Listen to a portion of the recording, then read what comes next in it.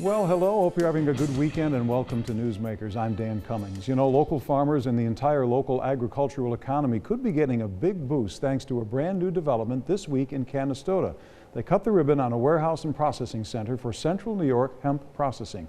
It'll store raw hemp products and do production of finished product. And so today on our program, we want to welcome the president of CNY Hemp Processing, Stephen Halton. Stephen, welcome. Good to have you here. Thank you. It's a pleasure, Dan. Absolutely. We covered the ribbon cutting today, and in a few minutes I'll call for some video, not right now, of what you did in Canastota on Friday morning in this facility.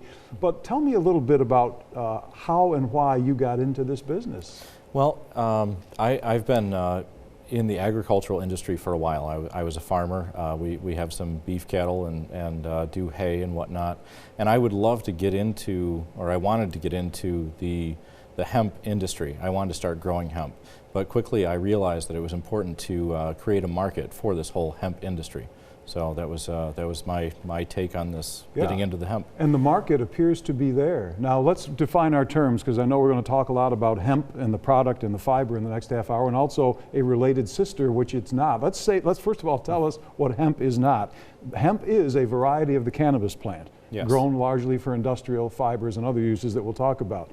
One of its sister species is marijuana. Yes. But this hemp is not marijuana. Right. But there are products drawn from what you grow that are very useful in many ways. First of all, let's talk about the market for the fiber. What is it that your company will be producing from hemp, or is already producing, that tends to find its market? So what we're doing is we are extracting the woody center from the stalks, and we're making heat pellets that you can burn in a pellet stove, as well as dust-free, antimicrobial, and antibacterial animal bedding that's actually focused more towards the equine markets. Okay, bedding for horses. Yep. Heat pellets for humans to heat their home. Right. Yes. And there's a couple with other, no THC. No THC. We're going to get into THC and CBD in a little bit. Okay. Let me stay with the fibers first. Bedding for large animals, pretty much large animals, horses.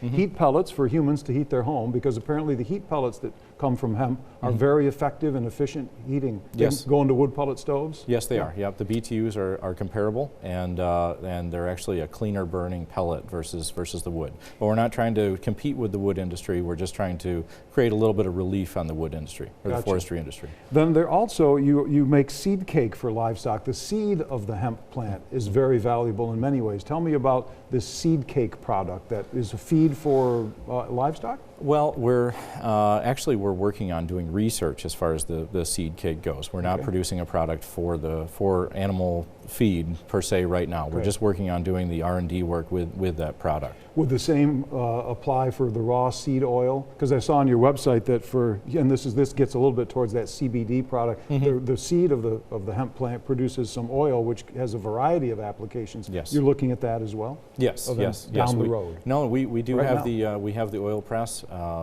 We are capable to press 1,200 pounds of grain a day, and the seeds are actually a 40% oil. So we would be able to get 40% of the weight would be the oil, and 60% would be that seed cake, which we're doing the research work on doing an animal feed. Right. So those are the main products that your company plans to process right off the bat here in Madison County. That is correct. Let's take a look now. On Friday morning, you guys cut the ribbon. Pretty nice ceremony there on Barlow Street. Tell me what we're looking at here. As we look at the video, tell me what we see.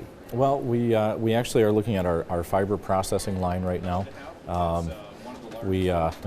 There you are. I'm unveiling our very proud moment of our decorticator, which actually separates the fiber from the stalk and leaves the hurd behind, which is the woody center of that stalk, which is made into the heat pellets. And then you can see we have a hammer mill, a drying system, and a pelletizer that can go then to our bagging system. It all looks brand new, and there's the hemp in the back of the car, right? Yeah, well, that's actually a CBD fiber that was left over after they picked all the flower off to extract the CBD. Brand new facility. Looks like it hasn't processed anything yet. It's not yet. Brand no, spanking we wanted to keep it clean for the ribbon cutting ceremony. Gotcha. Now, when will you begin production? Now, is that a roll of the fiber? Yep, that would be a high-grade fiber that SUNY Morrisville had baled for us. Yeah.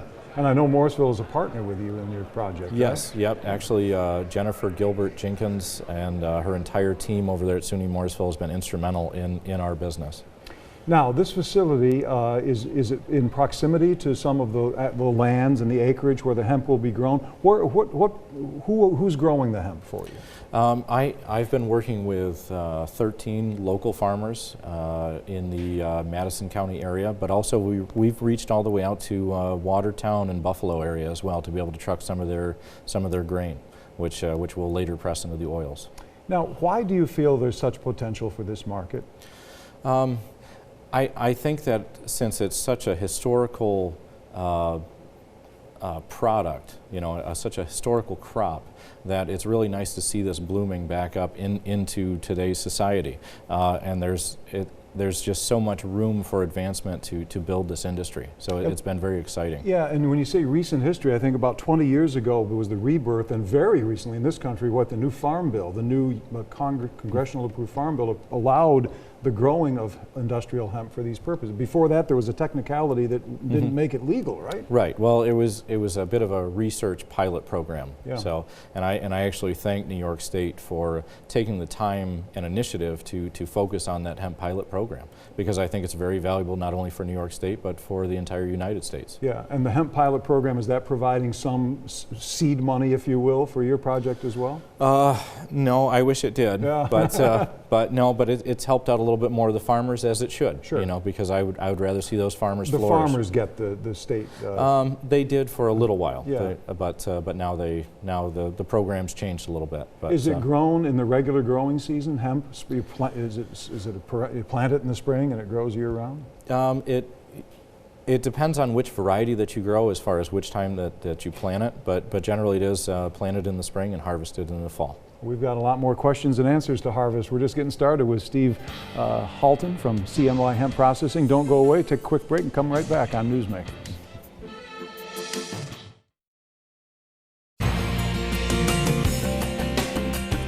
Welcome back to Newsmakers, everybody. Dan Cummings here. Something new and exciting in the agricultural sector of our economy. In the village of Canastota this Friday, just a couple days ago, they cut the ribbon and had an opening ceremony, an official grand opening for Central New York CNY Hemp Processing. The president of that company is my guest today on Newsmaker, Steve Halton. Stephen, your family farm is historical in New Woodstock, right? You grew up on a farm. Madison County? Well, actually, I did not grow up on the farm, but I would come out and visit and help out on the farm over the summertime. Yes, yep. But it was a dairy farm many years ago. And is it still in the family? It's still in the family. Yes, proudly still in the family. We still work together on working all those tillable acres. You know, right. it's very proud to, or I'm very proud to know that my grandfather worked so hard for that farm, and we're still farming it to this day. And now you've come back to break some new ground, if you will, in the industrial hemp industry. Let's do some distinctions here, because some people like myself need a primer. We know, and it's been the talk of the state over the past several months, that the governor has already approved medical marijuana, and they're going to try to approve recreational marijuana. Marijuana has the THC chemical, which makes it give you a high. Most people know that. You smoke it, you get high. Right. Hemp, you don't smoke it to get high. There's like 100 different chemicals in hemp, right, and marijuana? Yeah, well, it depends. I mean, cannabis is the plant, yep. and then it kind of veers off into marijuana and hemp, which hemp, it does have the CBD in it as well. And the CBD oil, I won't even try to pronounce it. Kenna, can you do it for me? No, that's not my area. Let's call it expertise. CBD. Yeah. Google it. It's there, and there's been a lot to Google with CBD oil, because very recently it's become quite the rage for lotions to ingest it for health products. And a lot, and again, the FDA has approved like one version of it for, I think, treatment of pediatric seizures, but the jury is still out scientifically, but that appears to be perhaps one of your markets someday, maybe, even for your company? Well, right now we've been working with several different CBD manufacturers in the state, one right in Cortland, another one down near Binghamton. And actually what we've been doing is working with them on creating use for their waste. So after they pick all of the flower and and able to extract everything. We'll use the stalks that are left over as well as the post-extraction biomass, which is the technical term. So after they extract all the CBD oil out of that, we actually are working on creating a use for all of their byproducts. I see. So on other companies upstate are doing the CBD oil processing, and you're using some of their byproduct to do the fiber work that you talked about by producing bedding for large animals and the heat pellets for people and maybe seed cake down the road? Well, generally the CBD we're using primarily for the animal bedding. Gotcha. It works out well for that just because of the stalk size and the amount of hurd, which is the woody center in those stalks. It works well for the animal bedding. Is there, Stephen, acreage that's going fallow right now? If you look around the farms in Madison and surrounding counties of central New York, are there farmers, do you think, that would find it profitable now and in the future to turn some of their acreage over to hemp? Oh, absolutely, Yeah. and that's one of the things that we've taken pride in as far as helping out a lot of the local economies and all these dairy farmers that are struggling because of all the big farms that have been moving in and creating a lot of pressure on them.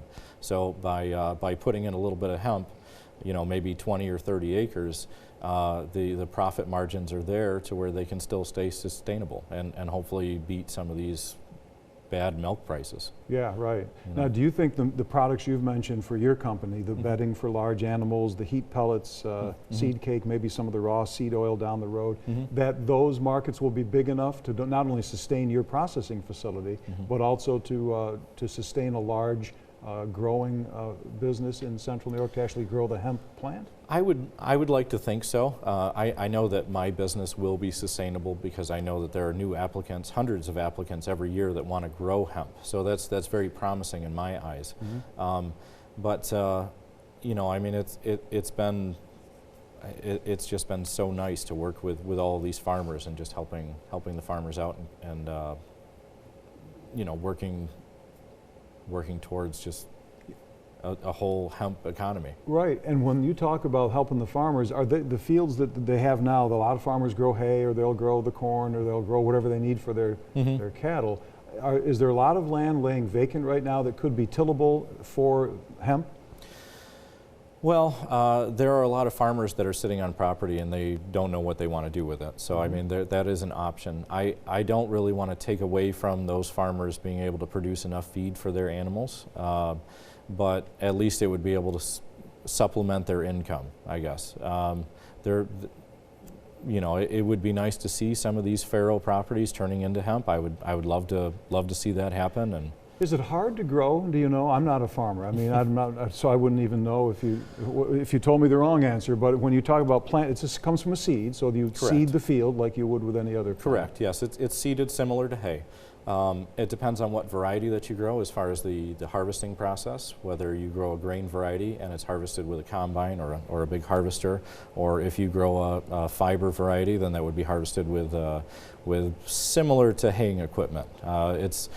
It's similar to several different crops, but not the same as several other crops. Would there be an investment in equipment, or could your existing haying machine cut and either bale or collect the hemp? I usually figure that a fiber variety would be your best entry-level crop because it is similar to hay. The only difference is that you're actually using an older technology, which is just a sickle bar mower to be able to mow your hay versus some of the newer hay mowing technology. But afterwards, then the raking or curing or retting process, which is what you actually want to do with hemp to separate those fibers and the woody core center, is pretty much the same. It's just a little bit longer. Hay usually dries in 5 days. Hemp will take 38 to 41 days to ret out in the field, which actually creates a softer fiber which can be used for our products. Gotcha. But then afterwards, then yes, it's similar baling technologies. I would not use a small square baler, but usually the larger bales is the way to go. That's a longer drying period than for hay, then, much longer. It is. Well, it's not necessarily the drying period, though. It's the retting process. So it does take a little while longer, but it's well worth the payoff. Tell me what retting means, the retting process? Retting process would be where you, it's similar to rotting. It's actually a Dutch word for rotting, but it's bacteria that gets in and separates the fiber from that woody core center, which is called the hurd. In the field? In the field, yes. It's the action of the rain and the heat and everything separating those fibers and activating the bacteria to separate everything out. Fascinating. We're going to take another break and continue our discussion with Stephen Halton of CNY Hemp Processing after this.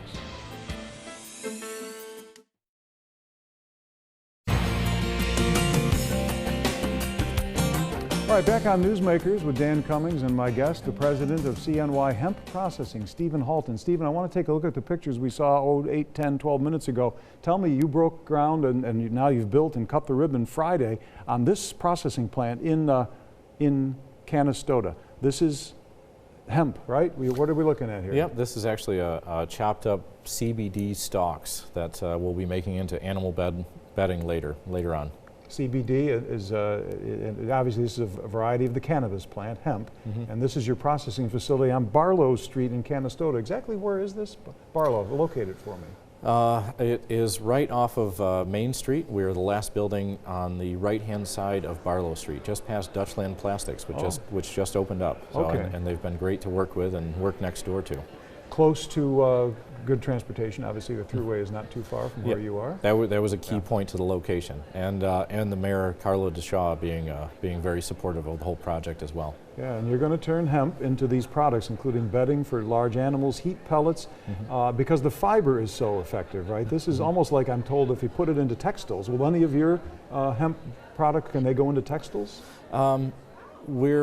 We're working on that. We're working on a use for the fiber. We haven't quite decided on if we want to move towards a twine string type of end or if we wanted to go into the textile end. There's a couple of people we've been working with at SUNY New Paltz that we'd like to develop some of the fiber end of this. So. And tell me a little more about the, because I'm going to have her on this program too. You mentioned your partner at SUNY Morrisville. Tell me about the partnership there. How are you working with the college and this professor in particular? Well, Professor Jennifer Gilbert Jenkins she's helped me not only do research and development, but also in having me come out and work with her as from the beginning of planting to cutting to harvesting. We've been really working well together, and she's also helped me get into contact with other farmers in the state, not just in Madison County. And I mean, SUNY Morrisville has really been a crucial part of my business getting to this point, as well as Jennifer Gilbert Jenkins. It sounds like there could be a continuing partnership as they